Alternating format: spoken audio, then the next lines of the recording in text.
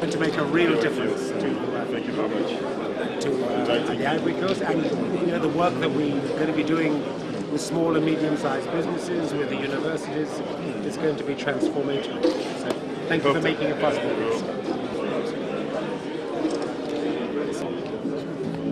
I was reading on this way of more than 4 months, and she's still my wife. So that's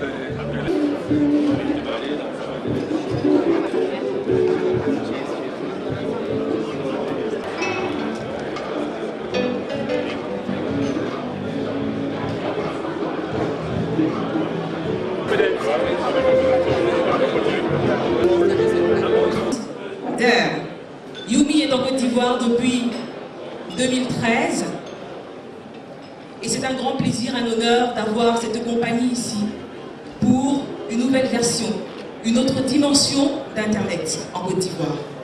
Avant de poursuivre mon propos, je souhaiterais saluer les personnalités, les autorités qui ont bien voulu honorer de leur présence cette cérémonie.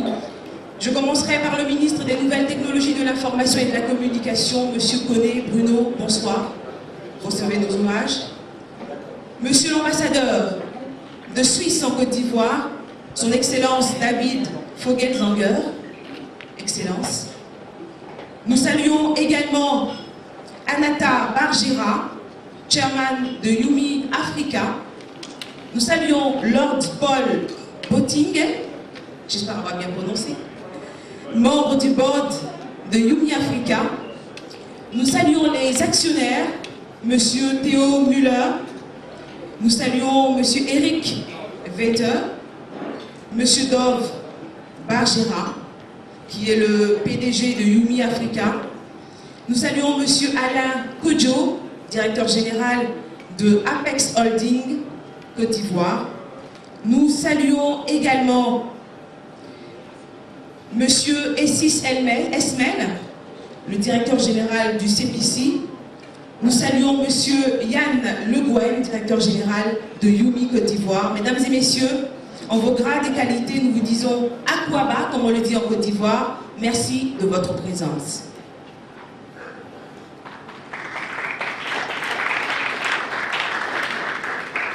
Youmi Côte d'Ivoire est là pour vous offrir de nouveaux produits, une technologie innovante, on l'appelle technologie TD-LTE.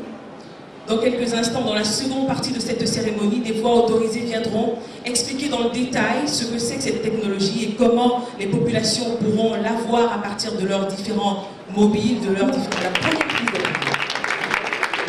Technologie de l'information et de la communication. Monsieur le Président du Conseil de régulation de la RTCI, excusez-moi. Messieurs les maires des communes d'Abidjan, membres du Conseil de régulation, Monsieur le Directeur général de l'Agence de régulation du Cameroun, Excellences, Messieurs les ambassadeurs, honorables invités, Madame la Présidente du Conseil d'administration de Youmi Africa, honorables membres du Conseil, Mesdames, Messieurs, chers amis et chers collaborateurs de Youmi Côte d'Ivoire, de Youmi Cameroun et de Youmi Africa. Youmi a lancé ce jour son réseau Internet sans fil haut débit sur le marché ivoirien. Nous sommes bien sûr très fiers d'être le premier opérateur à lancer ce type de réseau sans fil basé sur la technologie LTE dans le pays. La Côte d'Ivoire est maintenant le 4e pays africain à lancer un réseau TD-LTE. Pour y arriver, les employés de Youmi ont travaillé d'arrache-pied ces derniers mois afin de pouvoir lancer aussi rapidement Youmi Côte d'Ivoire. L'équipe technique a dû installer un réseau et une technologie encore peu connue dans le milieu d'Internet sans fil. L'équipe marketing et commerciale qui ont pu préparer le lancement, la communication, ainsi que tout notre réseau de distribution Et je suis vraiment ravi ce soir que nos partenaires distributeurs nous fassent confiance et soient là, présents avec nous. L'équipe du service client, qui est d'une importance capitale, Yumi aura toujours une attention toute particulière pour suivre et pour accompagner ses abonnés. Le département financier, qui accompagne la complexité administrative d'une start-up comme celle de Yumi pour son lancement en Côte d'Ivoire. À partir d'aujourd'hui, vous pouvez donc surfer sur un Internet stable, fiable, rapide. Vous vivrez une nouvelle expérience.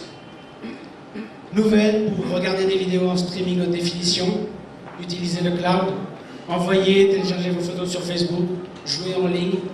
Et je sais que vous avez plein d'autres idées et que nous vous laisserons utiliser de la meilleure manière que vous vouliez nos services Internet. Avec Yumi, nous proposons des services de haute qualité à un prix abordable, en prenant en compte les coûts inhérents pour une entreprise comme la nôtre, tels que les équipements ou le prix de la bande passante internationale, qui sont encore élevés en Côte d'Ivoire. Mais je sais très bien que le ministre et que les équipes de l'autorité de régulation des télécommunications sont conscients et travaillent sur ce sujet. Je tiens à remercier les autorités publiques, le conseil de régulation de la RTCI, particulièrement son président, M. Lemassou, la direction générale de la RTCI, le CPC, qui nous appuie depuis le début dans notre développement en Côte d'Ivoire, et bien sûr, M. le ministre Monokone, qui nous fait l'honneur d'être présent parmi nous et qui a toujours appuyé notre projet. Merci à vous tous d'être venus ce soir. Et je laisse maintenant la parole au PDG du groupe Yumi Africa, M. Dov Barjan. Merci beaucoup. Rien à dire, n'est-ce pas? Mais en quelques mots, j'aimerais partager avec vous. Monsieur le ministre, Monsieur le président du conseil de régulation, Monsieur le maire de la ville d'Abidjan, Monsieur le directeur général de l'agence de régulation du Cameroun, Excellences, Monsieur les ambassadeurs, honorables invités, chers frères qui sont venus spécialement pour cet événement du Cameroun, honorables membres de mon conseil d'administration de Yumi, mesdames, messieurs, chers amis, et surtout, chers membres de la famille Yumi. Même avec mon âge avancé, c'est vraiment avec beaucoup d'émotion que je vous parle ce soir. C'est quand même chaque bébé qui est né de nouveau, chaque entreprise, chaque projet qui aboutit. Mais je vous promets, je vais faire très court ce que je vous ai à dire. Comme Yann le disait, c'est le premier réseau LTE dans l'Afrique de l'Ouest et nous sommes très fiers, et c'est ici à Abidjan, Côte d'Ivoire. Dès ce soir, Abidjan va joindre des villes comme Shanghai, Singapour, New York, Paris, Londres, toutes ces villes qui ont aujourd'hui le réseau de LTE qui permet à l'utilisateur de software de vitesse. Et pour les softwares très normaux, pour nous ici, c'est un peu innovatif. En seulement 100 jours, l'équipe technique de Yumi Côte d'Ivoire, avec le support de leurs collègues du Cameroun et de Zurich, et avec le support de notre fournisseur Alcatel Lucent, et surtout sur la direction de notre CTO Peter Tsigilwanger, ont mis un réseau dans un temps record. 100 jours pour mettre un réseau sans fil de cette technologie, c'est quand même quelque chose qui est très unique. Bravo et merci à vous tous. Comme vous le savez, mesdames et messieurs, Yumi est un fournisseur de services Internet sans fil au débit, avec une expérience exceptionnelle pour le consommateur dans la région subsaharienne. Nous nous sommes engagés à contribuer, de notre part, pour diminuer la fracture numérique qui existe encore malheureusement entre l'Afrique subsaharienne et le reste du monde. Il y a 3 ans, Yumi Africa a lancé ses activités au Cameroun. Ça va bien. Elle a lancé ses activités au Cameroun et aujourd'hui, nous sommes le leader du marché dans le haut débit. Au Cameroun, notre activité comme ISP n'est pas seulement un service d'accès Internet. Comme vous le savez, le contenu c'est aujourd'hui une des bases du succès de l'Internet. Et nos collègues au Cameroun ont mis en place, à la fin de l'année dernière, au mois de décembre 2013, le premier annuaire électronique du Cameroun. Avec 3000 abonnés à la fin du mois de décembre, aujourd'hui, plus que 10 000 compagnies, 10 000 PME font part de cet annuaire électronique. Sans un annuaire électronique pareil, la croissance de l'Internet, le développement du commerce électronique n'arrivera pas à se faire. Dans d'autres pays, surtout dans le pays de l'OECD, les annuaires électroniques font part de notre vie quotidienne. Yumi facilite aujourd'hui à plus de 62 000 étudiants de l'Université de Douala de surfer l'Internet. Il y a un an, il faut s'imaginer, à la fin du 20e et au début du 21e siècle, 70 000 étudiants de cette grande université étaient déconnectés. Nous avons ouvert l'université avec l'Internet, les étudiants peuvent surfer aujourd'hui. C'est un pas très important de mettre en place l'accès à Internet pour ces jeunes, parce que ces jeunes-là, ce sont les créateurs des entreprises du futur.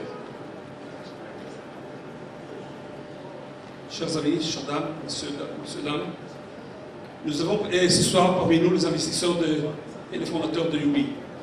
Monsieur Théo Müller et son épouse, Madame Ines Siegel, Monsieur Alvaro Suprino, et bien sûr, ma chère épouse, Madame Anat Barguera. Alors, sans leur confiance et sans leur contribution financière, nous ne serons pas ici ce soir. J'aimerais les remercier pour cette confiance. Je vais aussi terminer en remerciant ce soir et à toutes les personnes qui nous ont aidés vraiment le long de cette route. À mon ami, à mon frère, Lord Paul Botang, qui m'a suivi, qui m'a supporté lors de beaucoup de chagrins sur ce chemin. Et à notre DG, Yang Glegen, qui je crois qu'il a oublié le verbe dormir depuis 3, 4, 5 mois, n'est-ce pas? Et surtout à la patience de son épouse, qui lui permet encore de rentrer à la maison le soir. J'aimerais remercier beaucoup à mon épouse, qui m'a vu ces 4 derniers mois, je crois, pendant une dizaine de jours. Merci beaucoup, Anat.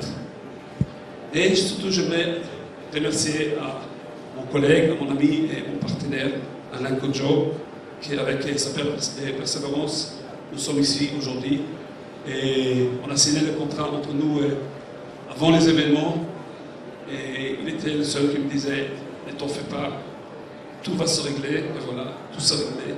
Merci à tous pour le soutien. Merci de nous donner cet honneur. Et surtout, n'oubliez pas de venir relais de Yumi. Bonne soirée.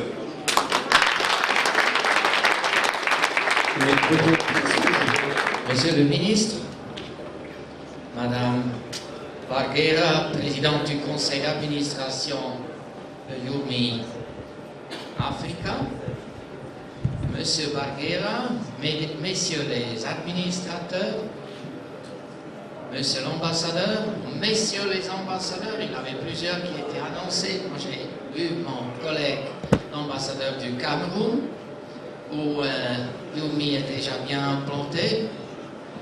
Monsieur le ministre, et chers mesdames et messieurs, Monsieur le ministre, vous m'avez demandé tout à l'heure pourquoi j'étais ici. Alors, je vais tout de suite vous donner la réponse. Je suis ici parce que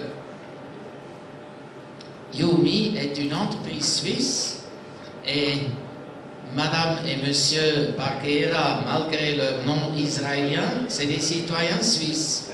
Donc je suis très très fier de représenter ici la Suisse, pays d'origine de Yumi Africa. Vous êtes en grande partie ce soir des professionnels de la communication et de l'Internet. Moi je suis un simple consommateur. Et je suis un consommateur qui a fait en partie de mauvaises expériences. Donc, je suis ravi de vivre avec vous ce soir l'espoir pour le pays qui nous est cher, la Côte d'Ivoire. Et je voudrais souhaiter de tout cœur du succès à cette nouvelle entreprise qui est née ce soir, Yumi Côte d'Ivoire. La communication n'était pas accessible à la grande majorité des Africains. C'était un privilège, ça coûtait cher, c'était concentré sur les grandes villes. et seulement une partie des grandes villes. Aujourd'hui, la téléphonie mobile est quelque chose qui est à la portée presque de tous. Bien sûr, les moyens de beaucoup d'Africains, beaucoup d'Ivoiriens sont limités.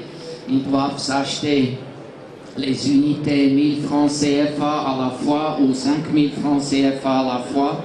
Mais même dans le plus petit village en Brousse, on voit des gens qui ont le téléphone mobile. Un exemple. L'ambassade de Suisse a construit, il y a un certain nombre de mois, une école dans un petit village, dans une des régions les plus sinistrées de la Côte d'Ivoire, dans la région du Cavali. Et nous avons construit cette école à la demande d'un village où l'école était à moitié détruite et les bâtiments manquaient. Et j'avais un vieil ordinateur chez moi que je n'utilisais plus et j'ai offert cet ordinateur à sa demande. Il m'a demandé si je pouvais l'aider aussi dans ce domaine au directeur de l'école. Et la communication, évidemment, elle n'est pas bonne, elle n'est pas comme à Abidjan, dans ce village de Brousse. Mais quand je suis venu inaugurer l'école, j'ai posé la question au directeur, je lui ai dit, mon vieil ordinateur, est-ce qu'il marche? Il a dit, oui, il marche, ça marche très mal, mais j'ai accès à Internet. Et c'est ça qui va changer la face de l'Afrique, n'est-ce pas? Les moyens techniques sont en train de s'améliorer. Vous, M. Barguera, vous avez apporté une contribution importante avec les collègues de votre entreprise ce soir. Il y aura d'autres progrès. Je suis convaincu que le plus grand changement qui existe en Afrique depuis des décennies, c'est ça. C'est dans la communication, c'est aussi un moyen de liberté, parce qu'une population qui a accès aux informations, on ne peut plus lui raconter n'importe quoi. On ne peut plus la garder longtemps dans des conditions de dictature. Communication, ça veut dire accès à l'information, ça veut dire liberté. La deuxième expérience que j'aimerais partager avec vous, pour vous faire rire peut-être un peu, quand je suis arrivé en Côte d'Ivoire, c'était un pays en pleine crise, que nous voyons maintenant en transformation rapide dans le sens positif. Mais je suis arrivé au moment des élections présidentielles de 2010. Et nous tous, les observateurs ivoiriens de toute façon, mais aussi les observateurs étrangers, nous avons vu comme la situation était de jour en jour en train de se dégrader.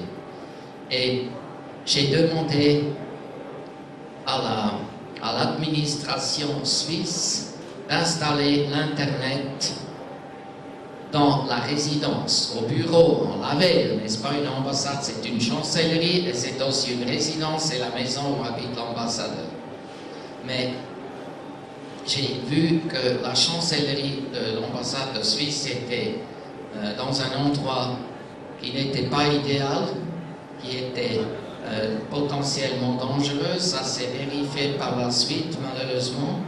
Et j'ai dit, je dois pouvoir fonctionner depuis la résidence, là où j'habite, en temps de crise. Alors en bon fonctionnaire, j'ai demandé à mon administration de m'installer l'Internet à la maison.